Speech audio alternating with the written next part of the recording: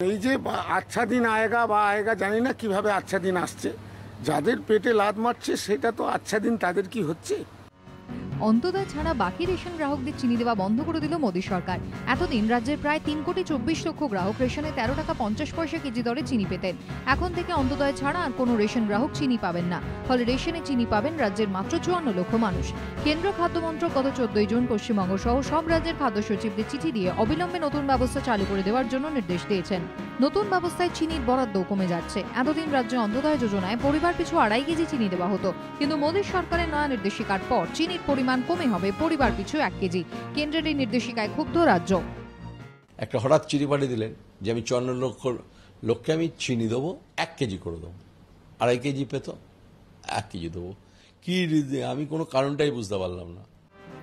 ক্ষুব্ধ সাধারণ মানুষও। তাদের প্রশ্ন, চিনির পরিমাণ কমিয়ে কাদের আচ্ছাদিন আনতে চাইছে মোদী সরকার?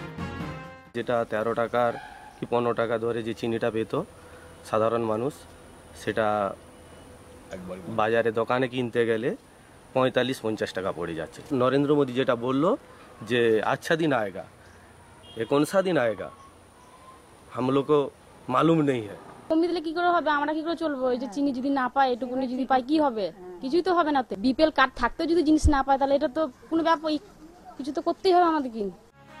বিজয় মাল্যের মতো শিল্পপতি ব্যাংকের 9,000 কোটি টাকার ঋণ না মিটিয়ে লন্ডনে বিলাসবহুল জীবনযাপন করতে পারেন, কিন্তু তাকে ধরতে পারে না সরকার। আর যত কোপ গরিবের চিনিতে, প্রশ্ন অনেকেরই। কোনদিন 500 পাচ্ছি, কোনদিন 250 পাচ্ছি বলছে, আবার ডিলার বলছে আরও কমিয়ে দেবো। আর তাহলে আমরা কি বাজার থেকে আমাদের কিনে খাওয়ার ক্ষমতা নাই, তাহলে আমরা কি করে খাবো? এই যে সরকার বলছে 1 তারিখে চিনির পরিমাণ কমে যাবে, হ্যাঁ, তাহলে আমাদের চলবে কি করে?